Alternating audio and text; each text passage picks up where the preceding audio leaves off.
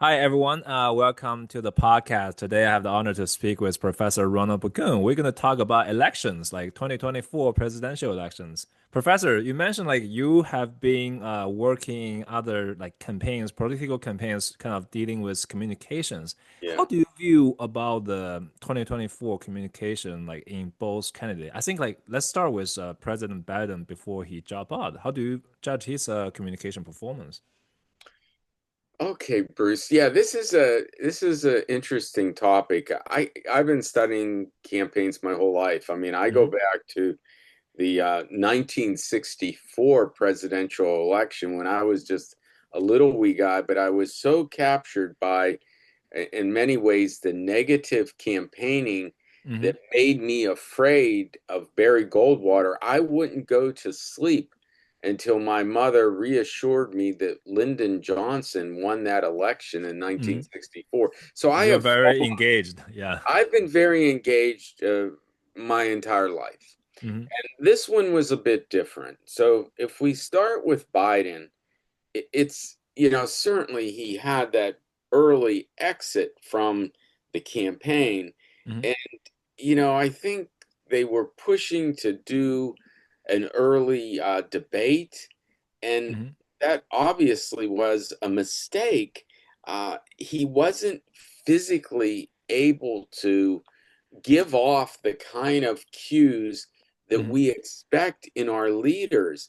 He made us concerned about his well being and certainly had us question whether or not he was prepared to govern for another 4 years. If you recall, that debate was really the defining moment of his Yeah. campaign when it became obvious to any I mean I looked at my wife during the campaign and I said I had no idea he was in this kind of condition and there's no way he wins this election. Do you think his team lied to him? Like they made him kind of feeling that he is capable of doing this kind of debate because his performance is disastrous. Like I It look at was it, I couldn't stay for it's yeah. the only way to describe it, and you never know. I mean, certainly at almost any level of politics, there's a degree of deference to the leader that can be so staggering that anything is possible. And Hmm. it is quite possible that his advisors, and maybe it was for their own self-interest, were saying, Yeah. "Oh, you're fine. Everything's going to work out. Not to worry. You're great." And they're creating this reality that is Hmm. so removed from the reality that other people see. It's disturbing, and in this case, was extremely costly. So I, Exactly. for Biden, part of it is you have to display a certain gravitas, a certain authority, a Hmm. control that make others want to follow you, believe in your convictions, believe that you are the person that could handle most anything Yeah. coming in your direction. And just the opposite uh, came across in that debate performance. And if you recall, this is a time when Trump he saw what was going on in that moment, Yeah. and he was smart enough to not say a whole lot. Yeah. I'm sure what's going through his mind is, oh my God, this is a disaster for Biden. I don't have to say anything. And Yeah. that's how it played out. So I think it took a lot of us by surprise. Hmm. And I think that then you had everyone calling for him to step aside. And, you can't help but wonder what had happened, what would have happened had he stepped aside earlier and the Yeah. Democrats would have moved on with the primary process that would have been an open primary process where a candidate could have emerged through that and there would have been some consensus around that candidate, and you wonder if the election would have been quite different. Yeah, and I totally agree with you. His I think his major issue is his communication to the public is really Yeah. always a mixed message. Yeah. Initially, he said, "Oh, I'm not seeking for re-election. I'm just a bridge between the current Right. administration to the future of the Yes. Democratic Party, right?" And Yes. later, he decided, "Oh, I'm going to run Yes. for re-election." So that confused a lot of people. Apparently, his mental state Yeah. deteriorated so much that he could not even complete a comprehensive debate with the opponent. And Trump, to Trump's credit, Trump really kind of see that moment. Like, Yeah. I'm not saying anything. I just like let him kind of show how Yeah. terrible, what a disaster it is. Yeah. Sometimes being silent is the best thing you can do. And one of the sadder parts is I do think Biden had some very good things to run on. I Hmm. don't think he ever quite got his due with the way we had come out of the pandemic and how we Yeah. compared to other industrialized nations. Yes. Yes, inflation was higher than we want, but there needed to be context for that. We Exactly. emerged from a pandemic. How do we compare to other industrialized nations as they emerged from the pandemic? There was a story that could have been told that never got out, and part of it was there's a concept in communication theory called the first Mhm. brain test. Yeah. Things have to get past the first part of the brain before we start to process. Well, when we see someone that we don't think is capable for leadership, nothing else really matters. Yeah. The logic of what an administration has done, and look at the infrastructure bill and some of the other signature legislation, it didn't matter. So the Mm. story never got told. Yeah. Biden still think he could beat Trump if he didn't get I pushed out. Yeah, I Do you know. think that? Obviously, yeah. I mean, I don't know. Yes, who knows? I find it unlikely just because of what happened and what might have happened subsequently. We'll never know. I mean, we'll never know how that campaign would have played out. At the time, just trying to Mhm. be as objective as possible and say, gee, are the Democrats doing the right thing? For me, I thought moving on from Biden was the right decision. Mhm. Could there have been another way to do it? Could they have had one open prom? I mean, I don't know. It's all hindsight now. But and they were painted into a pretty tough situation Mhm. because you're starting now in the summer for a campaign for the fall. And, usually these campaigns start a year or two in advance, at Yeah. least. Yeah. Then we can move into the next candidate, Kamala Harris. What do you think about her performance? Well, I think that, there were bright spots. I think she's a very smart individual, and Mhm. sometimes her background as a prosecutor and that could serve her well. Mhm. Certainly in the one debate, I believe it did. But to me, there were some fundamental issues that I really question uh, the campaign strategy. Mhm. Starting with, Biden was not getting glowing scores in the public polling. So Approval is terrible. Yeah. approval's terrible. So you have to separate yourself.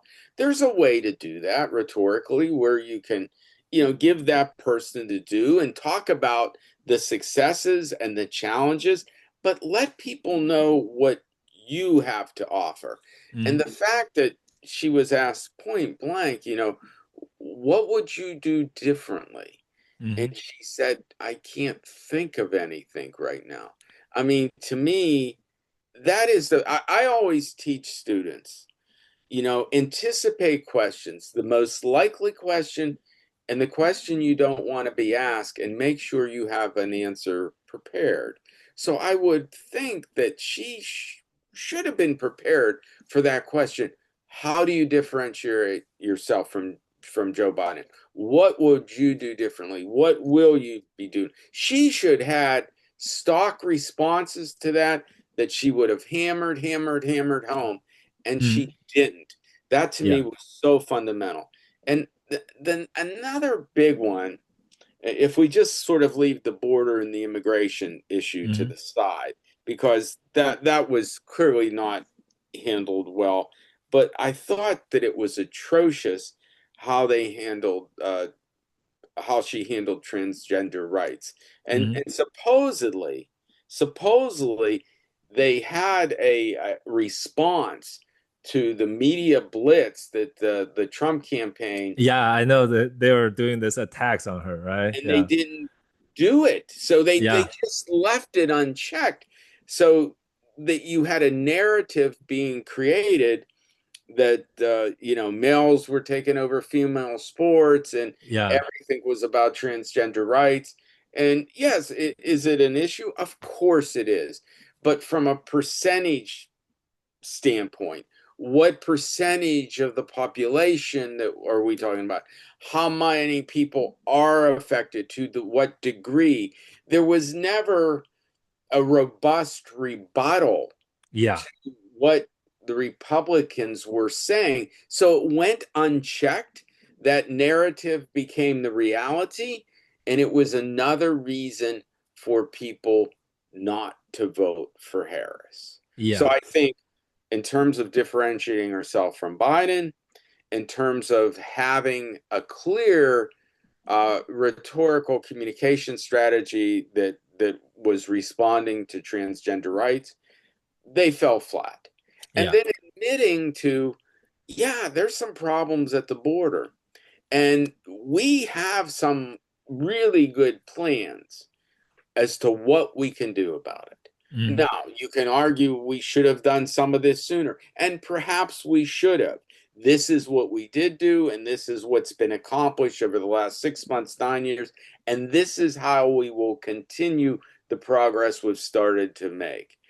Again, not a clear communication strategy, a narrative that Trump really built the majority of his campaign around, the immigration issue and in the change in the country because of the number of illegal immigrants coming in.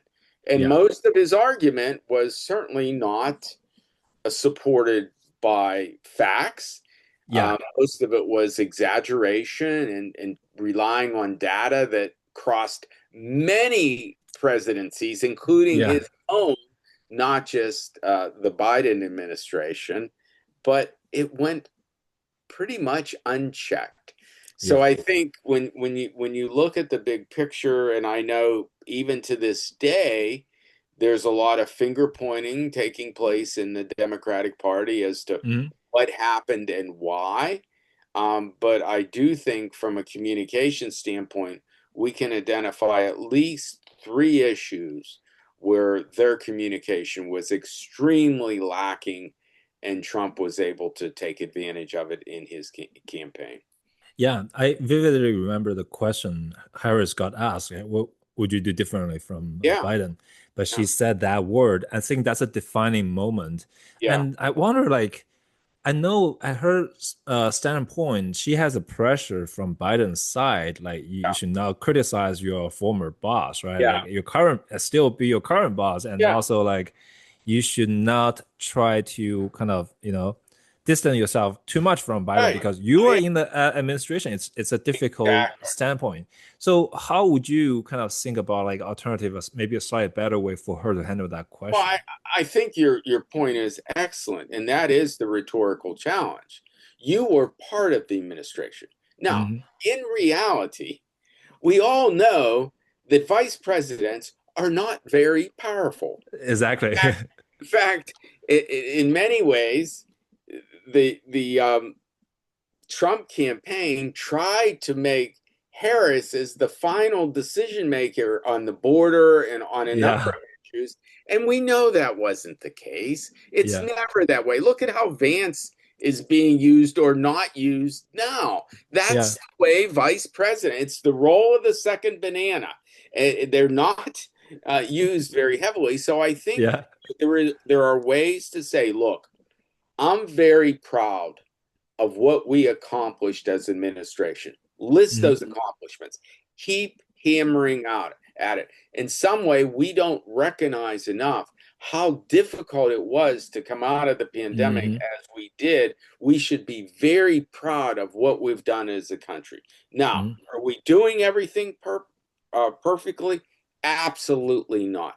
These Hmm. are the areas that I know we can do better. And when I am in charge, differentiate. When I am in charge, when I am the president, this is what will be a hallmark of my Mm. administration. This is how we will move forward. So you're being respectful of the past. You're giving credit to your boss and the administration that you were part of, but you're also signaling that you're ready for the time when you will be the top dog, when Mm. you are the one calling the shots, and they're very clear areas that we need to do better at as an administration, as a country. And you list them. And you stay true to these themes. You keep it simple. I mean, I think everybody has joked a lot about the word salads we get from Yeah. Harris and from Trump. Just keep it simple. I mean, Yeah. harping on the same themes, and sooner or later, it starts to register. People get it. I have to say, your response is so much better than what Harris said in that show. It's just like if she gave that kind of speech, I would Yeah, say, good job. At least, like, I'm convinced that you will be a great president yeah. for the next term. That's what puzzles me because some of what I'm saying, to me, this is common sense. Any communication professional that was advising her should have hit exactly at the themes that I'm saying. So, one, either it wasn't done, or two, she didn't listen or was incapable of executing. I think she's a smart person. I think she was capable of executing. So I don't know where this fell flat, but it I, fell. I, I just feel like she didn't anticipate that question, which is like hard to Flat. imagine. But that's from her reaction. It looks Yeah. to me she didn't prepare this beforehand. The Yes. second thing is my issue with her is she's not a very good speaker. Like if she didn't prepare Yeah. beforehand, she's just like if I think JD Vance, if you ask him that question on the spot, he would give the answer you just gave 100%. I'm pretty confident he can do that even without preparation. But Yeah. for Harris, I just don't think she's a strong candidate to be frank. From the beginning, I mean, I watched her debate Yeah. in 2020 primary, Oh, and wow. That, she's pretty bad. I mean, she didn't get any dedicated, and she just like dropped out. I think she dropped out the first, like in the right. race. Oh, she Yeah, was very, very early. And you're yeah, right. And there were many people, I think, who did not support her because she wasn't, quote, a legitimate candidate. exactly. I agree. It's like, okay, Biden has anointed her, and we're going to get behind her, some felt, as a way of stopping the Trump machine. But others felt, you know what? I don't feel comfortable supporting her. I don't think she's a strong enough candidate. And we did not have an opportunity to select a candidate. Again, Exactly. it goes back to how I think Biden's situation was handled Yeah, by the advisors and the Democratic establishment. It was costly. I mean, yeah. myself, I don't think Trump would have been elected had the Democrats, had Biden moved aside early and there was a primary process where Democrats could have evaluated their Hmm. candidate and a candidate emerged through that process that people could legitimately get behind. I think it would have been a very different general election than this one. I agree. So I think the only high point for Harris is like the debate. I think Yeah, she did well in the debate. She over yeah, prepared apparently, and she definitely have a better performance than Trump. But yeah, that's it. I think that's a high point. And after yeah. that, like her, I mean, he can talk about how great he did and how he killed her, but he had to know no, that well. And I don't think I want to debate this person again. He yeah, had to know that. yeah. Now let's move on to Trump. Like, what do you Yeah. think he did well, and what do you think he could improve, like on that campaign? Well, for me, Trump's skill. I mean, I've studied emotional intelligence for 25 years. Hmm. And for me, when I think of Trump, emotional intelligence is one of the first things to come to mind because he's kind of split. 'Cause emotional intelligence deals with perception and expression.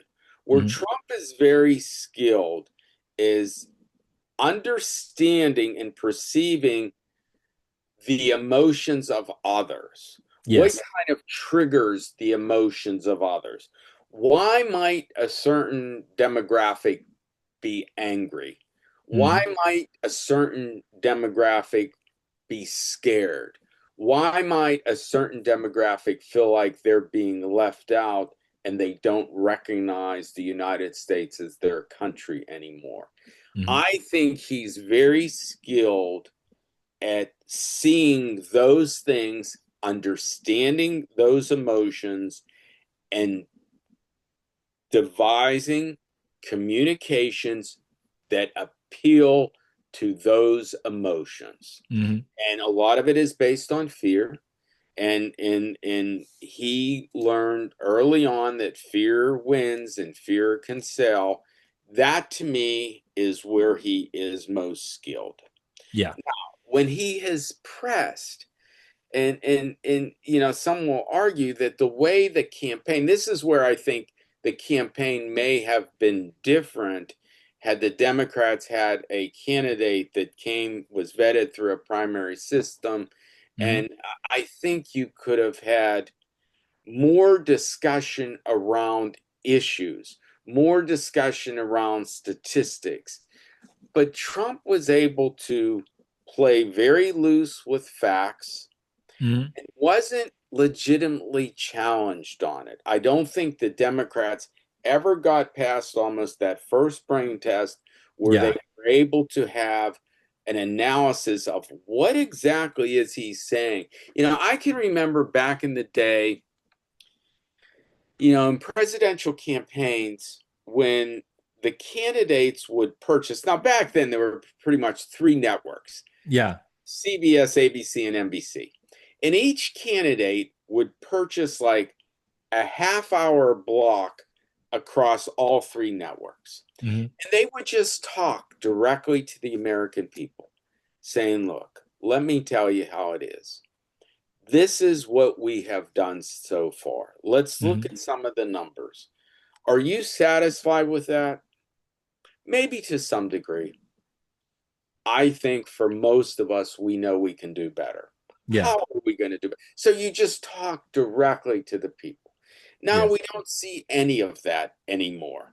No. What we see is a lot of negative campaigns, and whoever seems to have the upper hand in terms of what theme is sort of resonating with the majority of people seems to come out on top. Yeah. So Trump, when pressed on issues, I mean, I think for a lot of people, they might say, well, I'm still waiting for the specifics of that health care plan that was about to be unveiled. And I'm sure it's going to be unveiled one of these days. So when he's pressed on specifics, he generally will dance around that He has no because plan. He he has no has plan. no plan Yeah. and he's just been able to maneuver. And a lot of it's just, how he was trained.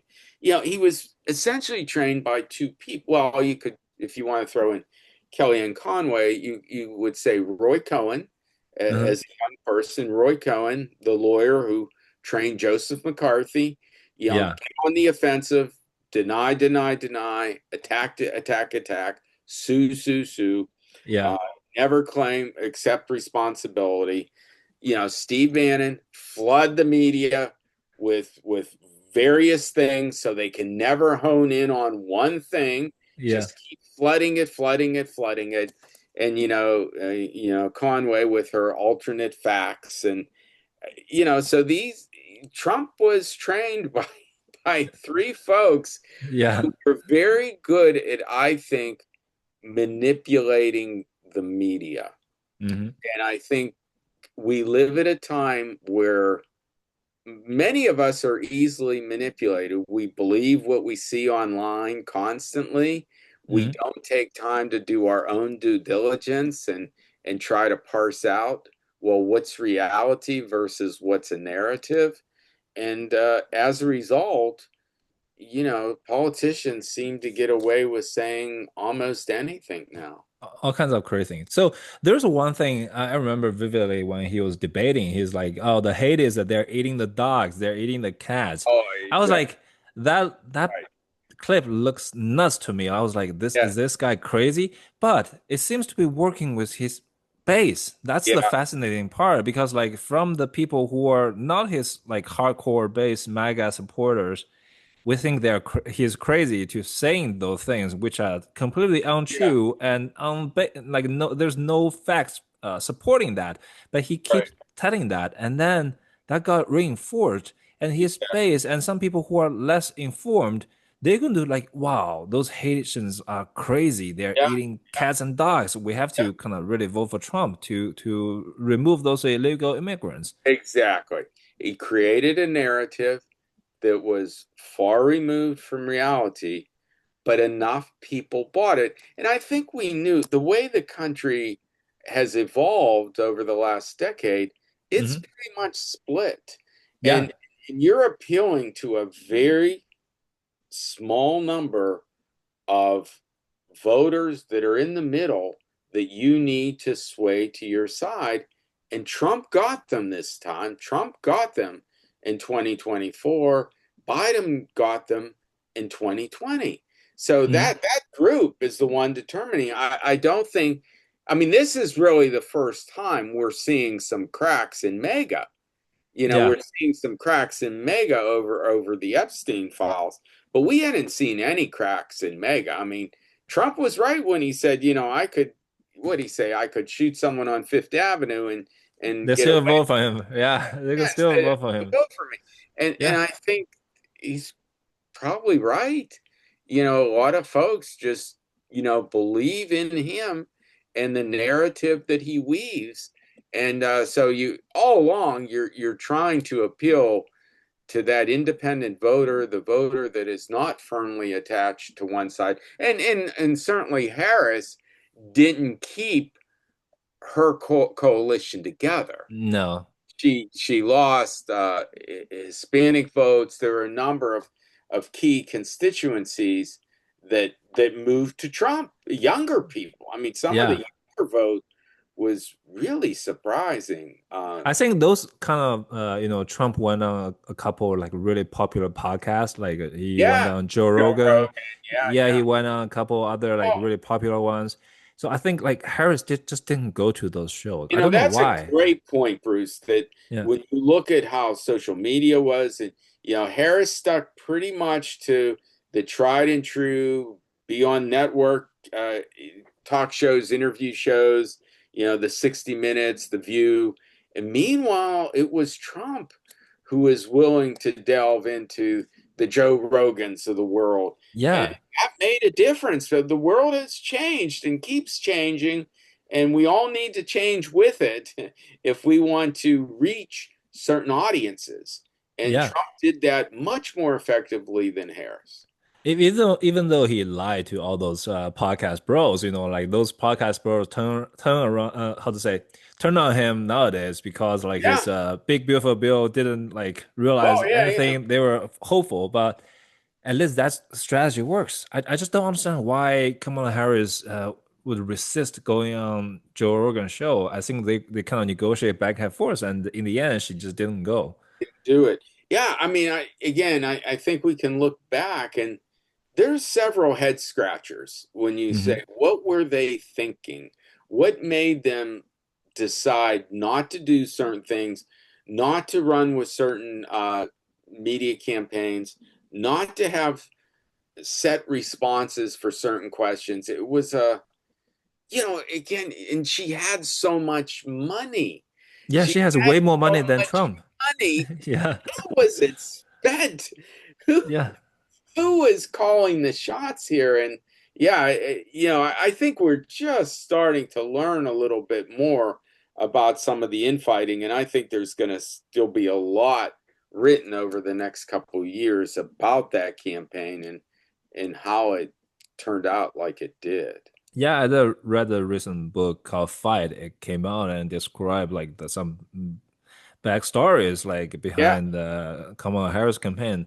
She inherited all the campaign crew from Biden, right. and because of like Nancy Pelosi and Obama pushed Biden out, Biden is furious Yeah. with about those guys, and then I think Biden somehow intentionally sabotaged the campaign for some. You remember, there's one moment Biden put on a MAGA hat on him, like. I know he tried to show like, yeah, we should kind of unite, we should not like be so partisan, but that's not a good communication, or that's not a good news for the campaign, especially when both sides are still running for the presidency and you have the former president wear a MAGA hat, kind of Yeah. pretending supporting the other side. Well, and then I think the Harris campaign was unsure how to use Biden at times, how Yeah. closely to align. Should they have him appear physically with her often? Yeah. You know what? Those were tough calls. And again, I think some of it goes back to what kind of shape was he in, and would he be coherent in the messaging? So we just all things about it. I know. It was a disastrous situation to find yourself in. I just don't think it should have ever come to that. I think more things should have been done early to prevent the mess that was that campaign. Yeah, and also like if you look at back the decision to pick Kamala Harris as a vice president as a running mate in Yeah. 2020, do you think that's a good decision? Well, looking back on it, probably not. I mean, again, myself, this now the potential running of the vice president, yes, that gives somebody a pretty high place in the pecking Yeah, order to take the next step. But generally speaking, people don't vote for a vice president. Now, exactly. we could have a lot of debate. What would Shapiro have done on that ticket? Would Mhm. would uh, Harris had would he have won Pennsylvania with Shapiro? Could it have influenced Michigan, Wisconsin? We don't know. But Maybe he generally could have speaking, a different strategy. I mean, Shapiro may yeah. be a stronger voice in the Well, I campaign. think Yeah. I think he would have been stronger in the vice presidential debate. I but generally speaking, I think the VP position is an overrated position. People Yeah. just don't vote for vice presidents.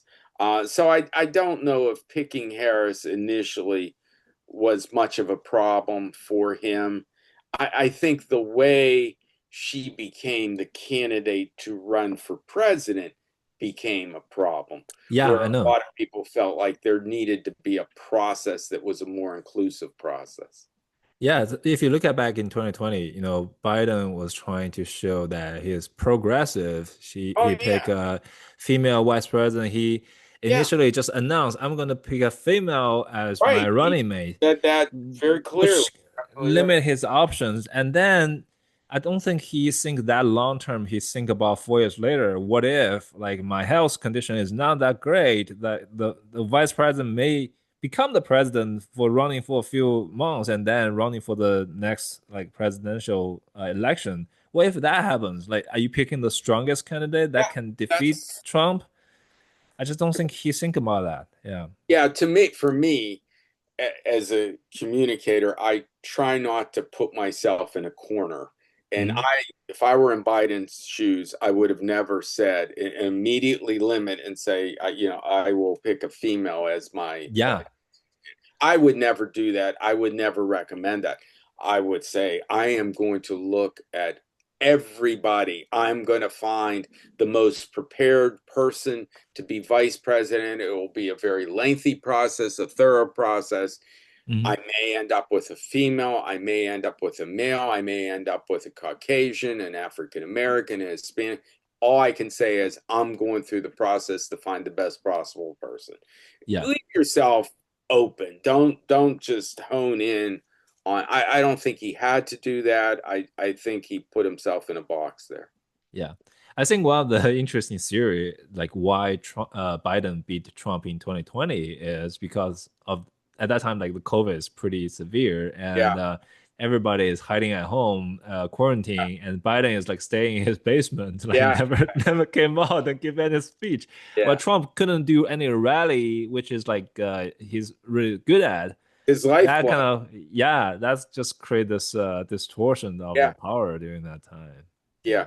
And it was just, I mean, the it wasn't Trump's fault that we had a pandemic, but certainly we tend to hold people accountable for different aspects of it. And his administration did deserve credit for the vaccine, and then he tried to back off the vaccine, and it's kind of Yeah. strange because that to me was one of the highlights of his first administration, essentially in record time, having a vaccine developed that proved to be it's saved millions of lives. Yeah, I agree. I think that's actually like if you say his first term and a like really good project he accomplished, that's definitely top of them. But I I think think. for him, the problem is how to communicate that with his mega base because Yes, among those are like yes, conspiracy theorists. Like they think the yeah, vaccine, you have the microchips in it. They try to control people's right. brain. You know, Bill Gates is behind it. So it's very difficult to communicate that to his face. It, So it is. Yeah, yeah. that is a rhetorical dilemma. Yes. Yeah, it is. So I think this is a really fun exercise, and we kind of, review the 2024 election. I think this is a really good exercise, and I think Professor, you provide a lot of good examples of how to frame a certain situation, like frame your answer to give the best genuine expression to the audience without like really hurting the relationship you have with other key stakeholder. I think that's like difficult to attend, but your answer to that Harris question definitely shows that that's possible. Thank you. Yeah. Yeah, it's a very nice talking to you on this. And I But think next podcast we're going to talk about Trump's current challenges in communication, particularly this summer. I think there's a lot of interesting oh goes yeah, on. The the Epstein summer of files. chaos. Yeah, the Epstein file, the Federal Reserve, like lower the Yes, interest rate, that crazy show with Jay Powell, and yes, also his relationship with Elon Musk. I think that will yeah. be the Oh topic for yeah. our next podcast. Sounds terrific. I look forward to it. Thank you, Yeah, Bruce. thank you. Bye bye.